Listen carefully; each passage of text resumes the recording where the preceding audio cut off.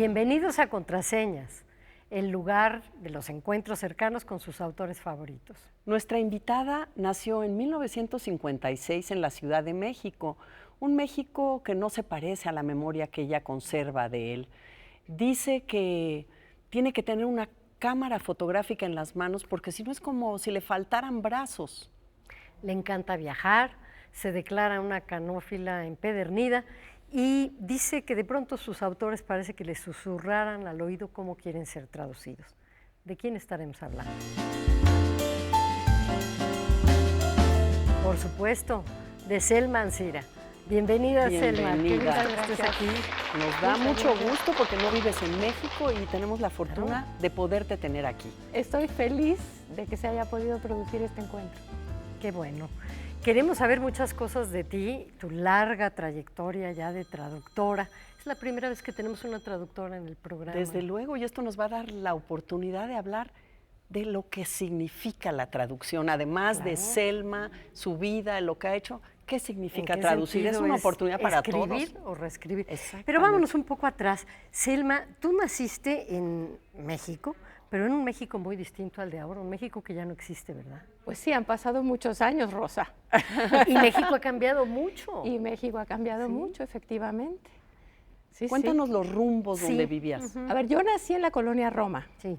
Después, mis papás, bueno, nos fuimos los tres, pero yo no me acuerdo, a vivir a Barranca del Muerto, esquina con Insurgentes, en un edificio que hace esquina, que todavía está. Y yo me acuerdo que el paseo al que me llevaba mi mamá era bajar a la Barranca del Muerto a ver a las vacas. Imagínate. O sea, era una cosa así que mi mamá decía, tus amigas las vacas. Y bajábamos a Barranca del Muerto a ver las vacas. Luego nos fuimos a Mixcoac. En la Cerrada de Guillaín 7 transcurrió prácticamente toda mi infancia. Ahí aprendí a andar en bicicleta, conquisté el barrio en bicicleta todo el tiempo porque la bicicleta era mi pasión. Y viví en Mixcoac hasta los 12 años cuando ya nos fuimos a San Jerónimo, a la avenida San Bernabé. Y yo fíjate que me acuerdo, Selma, porque tuvimos la fortuna de coincidir un tiempo en la escuela, ya en la prepa, Qué padre. que Selma era hija de un actor, de Carlos Ancira. Pero de el actor. Del actor, y que íbamos a ver El diario de un loco, Sí. que estuvo 27 años en cartelera. O sea, todos íbamos a ver ese monólogo estupendo de tu padre. Era la hija de un actor famoso. Sí. ¿Qué era eso? Bueno, fue prácticamente, yo creo que mi desarrollo posterior tiene que ver con con ese hecho, ¿no? El haber nacido en esa familia. Mi papá, aparte de ser un gran actor, era un rusófilo perdido, ¿no? Entonces yo me acuerdo que en la casa, ¿no? A la hora de la sobremesa o en el estudio, mientras oían música, hablaban de Chekhov, de Gogol, de Dostoyevsky, como si fueran los tíos que vivían, no sé, en Tijuana, yo qué sé, no estaban lejos, no estaban ahí, pero eran súper cercanos, ¿no? Yo sentía que conocía a esos personajes de una manera, pues, muy íntima, porque mi papá realmente amaba la literatura rusa. Entonces eso como que fue lo que marcó la decisión cuando terminamos la prepa, que cada quien agarró su rumbo. Yo me fui a estudiar a Moscú para conocer a mis tíos, entre comillas, ¿no? De una manera, pues, ya más íntima, ¿no? En su idioma, leerlos en ruso, etcétera, ¿no? Los grandes escritores rusos. No debe haber sido fácil para una chica de 18 años, por un lado debe haber sido fascinante, pero no debe haber sido nada fácil llegar a la Unión Soviética, ¿no? Por ti Pues misma. sí, Rosa, siempre me ha pasado eso, porque yo idealizo, ¿no? Yo soy como muy romántica, entonces yo me imaginaba la Rusia que había leído, la de las troicas y la nieve limpiecita y todo, ¿no? Bueno, aquella de novela de Tolstoy. Sí. Y pues no, fue un choque muy fuerte, pero lo he comentado en otras ocasiones y se los cuento a ustedes también.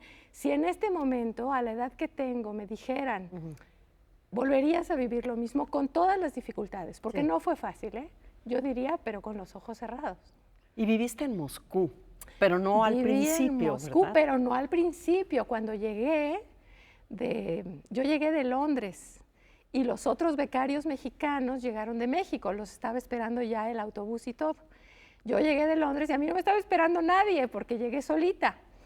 Y entonces me mandaron a una ciudad que se llama Voronezh. Y esta ciudad fue la ciudad del exilio de Mandelstam, o sea, ya se pueden imaginar, sí. Pues yo no tenía mucha idea. Pero en todo caso viví ahí un mes, fue muy complicado, fue difícil, unas lecciones de vida que dices, híjole, ¿no? Bueno, te forjan el carácter de alguna manera. Pero gracias a Carlos Lagunas, que trabajaba en ese entonces en la Embajada de México, a quien le debo todo, él tramitó que me regresaran de Voronezh a Moscú. Y ahí empezó realmente ya la gran aventura rusa, ¿no? Claro. Antes de que nos cuentes cómo era estudiar en ese Moscú y cómo entraste a los grandes autores rusos, dijiste, iría con los ojos cerrados otra vez a esa Rusia. ¿Por qué? ¿Qué experiencias son experiencias que no cambiarías de la Rusia de los 70? Bueno, en primer lugar, el vivir en un país tan distinto, el hecho de ser al principio sordomuda, porque claro, no entendía nada, no sabía nada, entonces aprendes a comunicarte de otra manera. Y el alfabeto aparte. O sea, tampoco todo, leías, tampoco podías ver. Todo, nada, ¿no? Entonces es una manera de aprender a querer la vida de una forma totalmente distinta, ¿no? Después había un grupo muy agradable de latinoamericanos que todos estábamos estudiando ruso. Yo en aquella época lejana tocaba la quena. Entonces formamos un grupo de folcloristas latinoamericanos. Claro, que era la onda. Era la onda, ¿no? Sí, tocar por todos Y en lados. esa época, pues nos recorrimos la Unión Soviética con las quenas, las zampoñas, el charango, el tiple, cantando la música latinoamericana por toda la Unión Soviética. O sea, fueron experiencias de mucho color, de mucha emoción. No te quiero decir con esto que no extrañara yo terriblemente a mis papás, ¿no? Mi casa, porque fui una niña muy pegada, pues tú lo sabes, Claro, Mónica. Claro. Bueno, tanto es así que te fuiste a Rusia por lo que había en tu casa, ¿no? Exacto. Pero además no era la época de que ya te chateo, mami, ¿cómo estás? ¿No? 3 meses la carta en llegar a México y 3 meses en regresar. O sea, era una cosa de un aislamiento que a mí me ayudó mucho a crecer, digamos, ¿no? Pero tú no sabías entonces que querías ser traductora, estudiabas letras. Yo estudiaba filología rusa, o sea, historia de la literatura y la lengua rusas. Sí. Sí. Y yo pensaba en aquel entonces que iba a regresar a México, iba a dar clases en el CELE o en, no sé, de algo, de literatura o de... Pero luego, porque ya ves que la vida es prodigiosa, ¿no? De pronto me cayó en las manos un paquete de hojas impresas con mimeógrafo, fíjate la época de la que estamos hablando, ¿no? Que eran las cartas de Pasternak, Tsvetaeva, Rilke. Yo ni siquiera sabía que existía Tsvetaeva porque no la estudiábamos. Como ella emigró y el marido había sido un ruso blanco, estaba prohibida en los programas de la universidad. Y de pronto la descubro, me deslumbra. O sea, me corrían las lágrimas de la emoción de leer aquellas frases y dije, yo tengo que traducir esto. Y no paré hasta que traduje el libro sin haber traducido nunca nada antes. Pero fue esa emoción de querer compartir eso. Esto no existe en español y yo quiero que se conozca. Vamos a dejar hasta aquí antes de hacer una pausa. No se vayan, es muy interesante saber cómo entramos no solo a Tsvetaeva, a tantos autores rusos gracias a Selman Sira. Volvemos.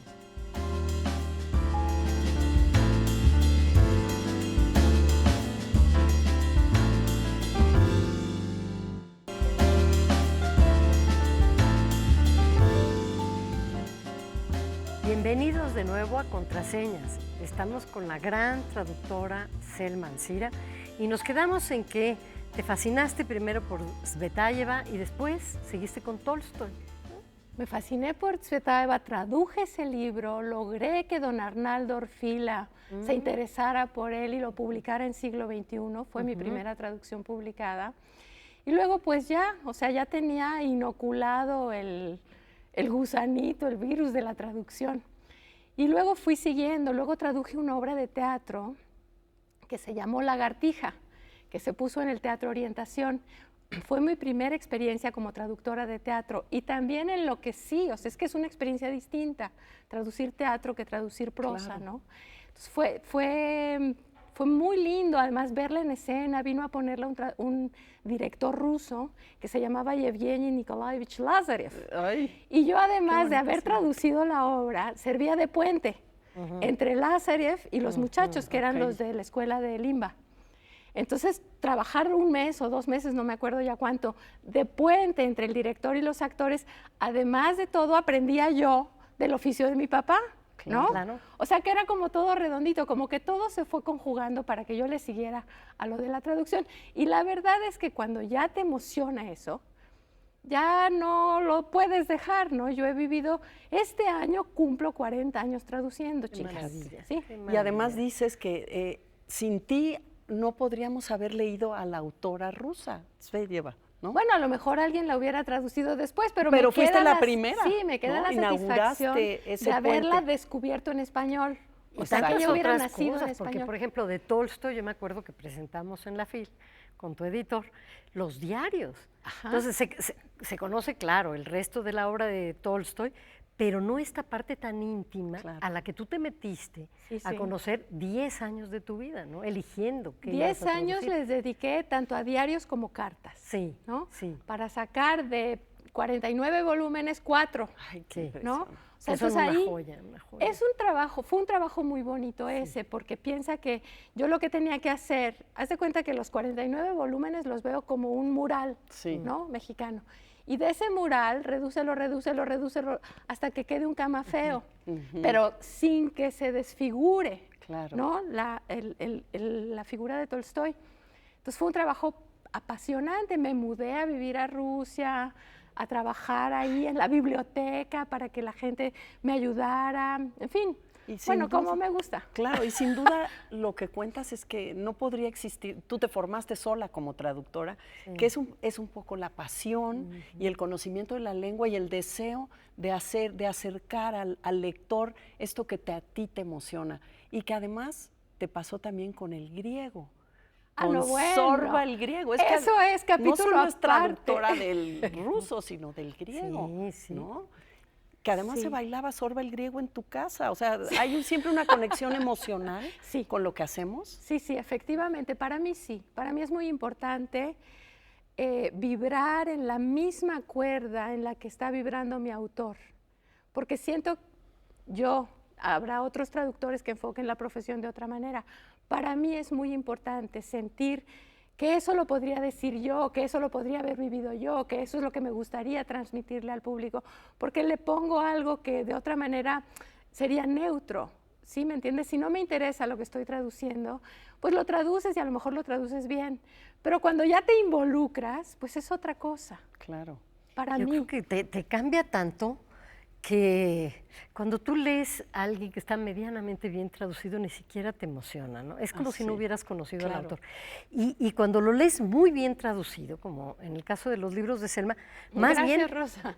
el traductor es el que desaparece. Es un Sí. trabajo muy loco, porque es como si tú lo estuvieras escribiendo o reescribiendo, Sí, sí. en parte cosas que tú dices que podrías haber vivido, que a lo mejor hasta responden a ciertos momentos de tu vida. Como, Efectivamente, yo creo, y eso lo he visto ahora, como que cada libro de lo que se llama mi biografía literaria corresponde a un momento de mi vida, de mi evolución, de mis intereses. Eso sí es cierto, eso sí es cierto. Y sí, por ejemplo, si ustedes leen Sorba el griego, Kazantzakis, yo siento una naturalidad en los diálogos y siento esta presencia del mar y esta sabiduría del viejo Sorba. Siento una manera de estar ahí entre los olores, las formas, la brutalidad y la belleza. Muy interesante. Qué lindo libro, ¿verdad? Hay una maravilla. Pero qué lindos todos los que has traducido, más que lindos, qué cosa tan fuerte. Cuando yo leí los diarios que tradujiste y las cartas de Tolstoy, yo casi lo tenía como santo en mi cabecera. O sea, ya dejó de ser el escritor solamente para convertirse en este personaje que yo creo que ahora ven también en Rusia, que es como el patriarca moral, ¿no? Sí. La persona que se transformó de ser parrandero, borracho, esclavista, etcétera. Bueno, aristócrata, al fin de cuentas, lo que eso significaba sí. en el siglo XIX, ¿no? Alguien que legó porque, sus escritos, porque además no cobra derechos de autor. Él abogó por eso, porque no se cobraran derechos de autor en vida de él incluso, ¿no? ¿Y Selma se transforma cuando, así que, qué le pasa a Selma trabajando 10 años? ¿Qué te pasa a ti? Ay, Mónica, qué pregunta. Sí, definitivamente. A ver, yo no sé si todos mis colegas, yo puedo hablar de lo que me pasa a mí. Sí. A mí sí me pasa que me fundo con el autor, con la obra, me hago una, ¿no? O sea, bueno, raya en lo ridículo, me pasan cosas físicas que les han pasado a mis autores. Entonces, sí, es porque... Como mediúmnico, sí. Pues no sé, como que estás tan metida en el personaje o en la novela. No sé si quieren que les cuente de lo que me pasó cuando estaba con Sorba el Griego. Por favor, ¿no? claro. Estaba traduciendo Sorba el Griego, entonces yo pensaba que tenía que ir a Creta para descubrir lugares, porque Kazantzakis dice, por ejemplo, en un sitio arqueológico, y no lo sitúa, pero está haciendo una descripción muy detallada de las columnas, de los pasadizos, del no sé qué. Y yo quería no equivocarme. Entonces, ese es, digamos, como el incentivo de todos los viajes que hago cuando traduzco, es evitar errores. Entonces, llego a Creta y ya cuando estás...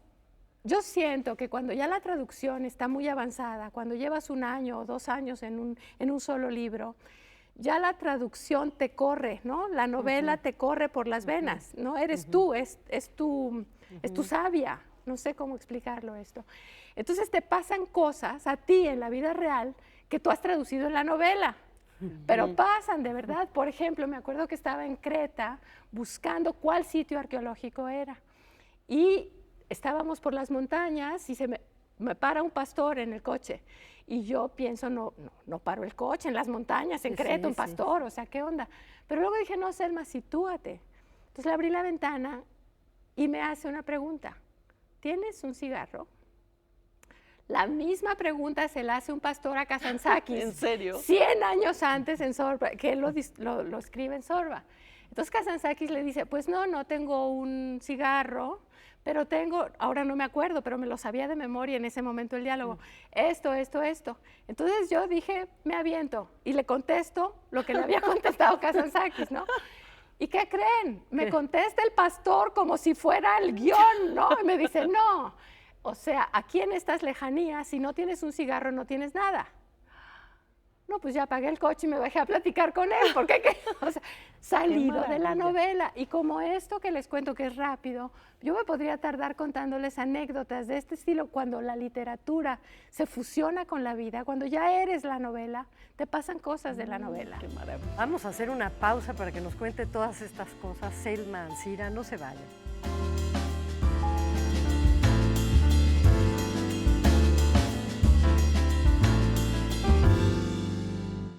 Continuamos en Contraseña.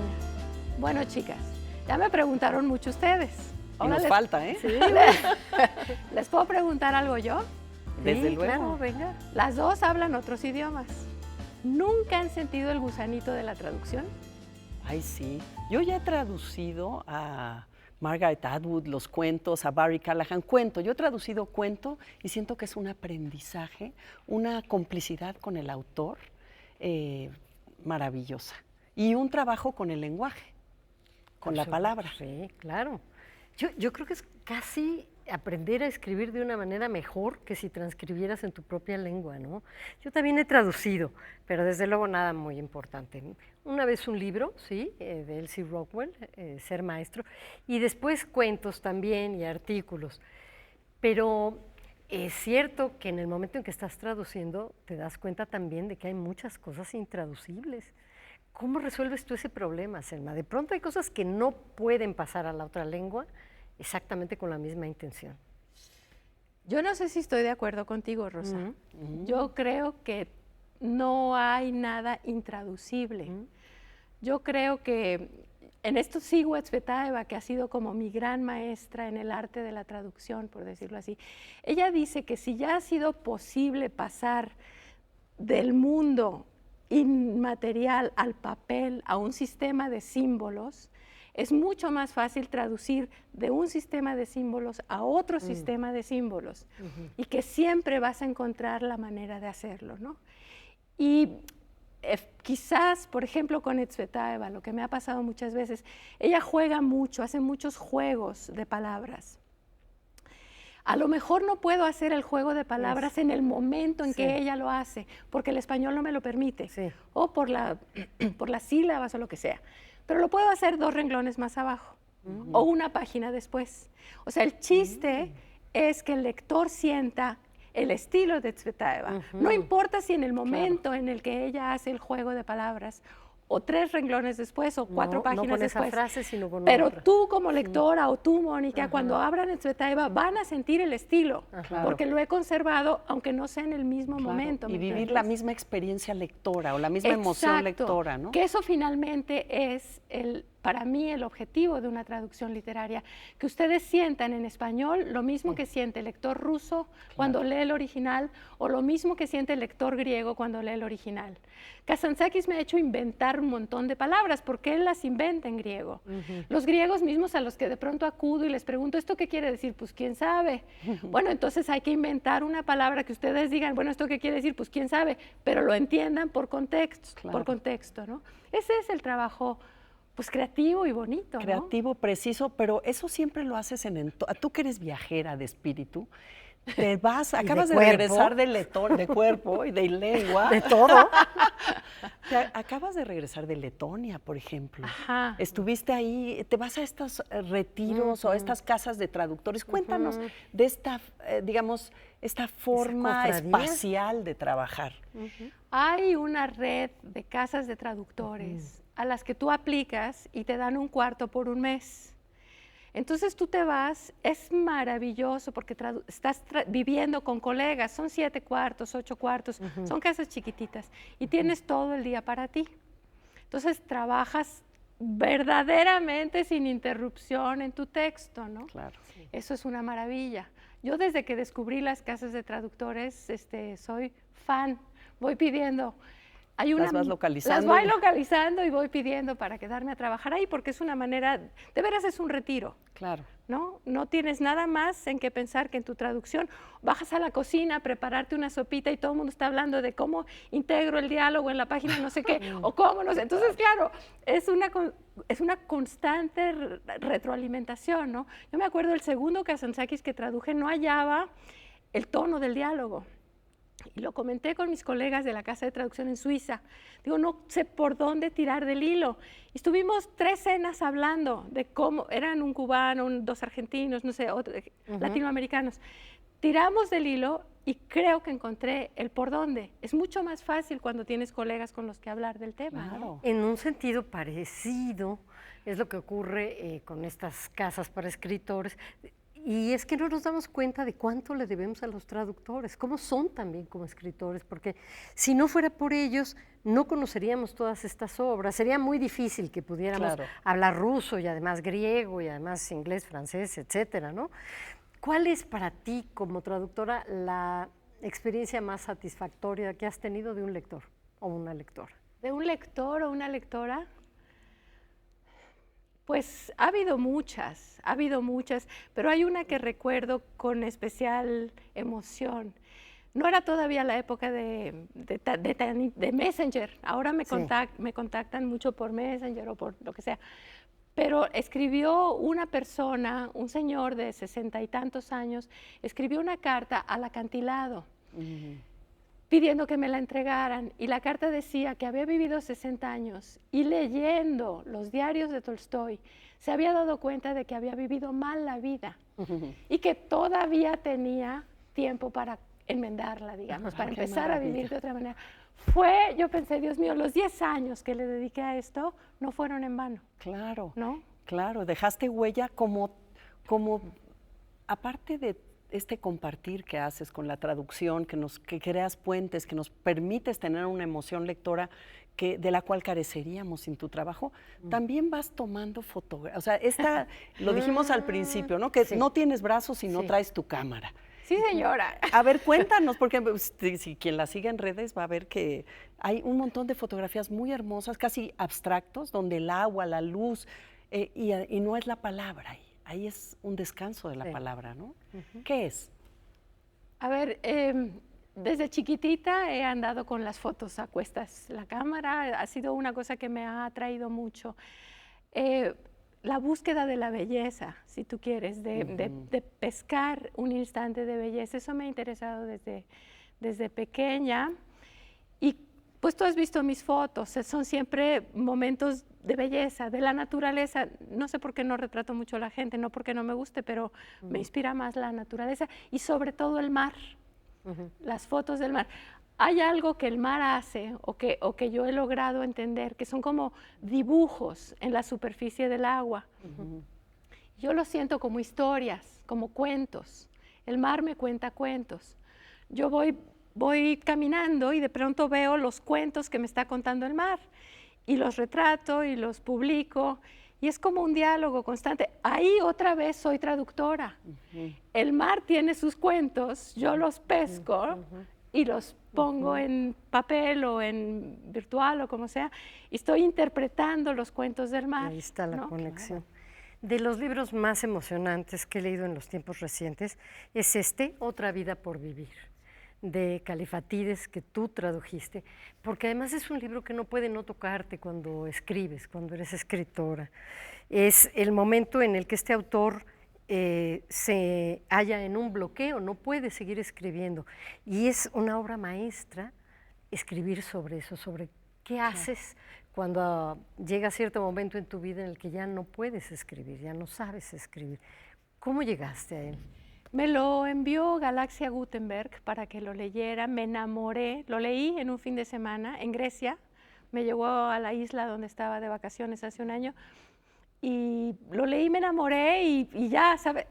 ¿Qué me pasa siempre? Me enamoré y ya no podía vivir, ya necesitaba que me dijera la editorial que sí lo iba a traducir porque ya no podía vivir sin traducir Califatides. Que la verdad es como hay que leer a Selma, o sea, lo que hemos visto es que todo lo que lee Selma y le emociona, lo traduce. Así tenemos libros como Paisaje caprichoso de la literatura rusa, muchos autores, el Kazantzakis, los cuentos de Tolstoy. Los diarios, las cartas, Otra vida por vivir y desgraciadamente lo que ya no tenemos es tiempo, se nos acabó el programa, lo que siempre sucede con un gran autor, con una gran autora. Muchas gracias, Selma. Gracias, Selma, un gusto y nos dan ganas de leer todos los libros, todo lo que has traducido. Pues muchísimas gracias porque ha sido un placer, ¿no? No se la pierdan. Y nos vemos en el próximo Contraseñas. Hasta pronto.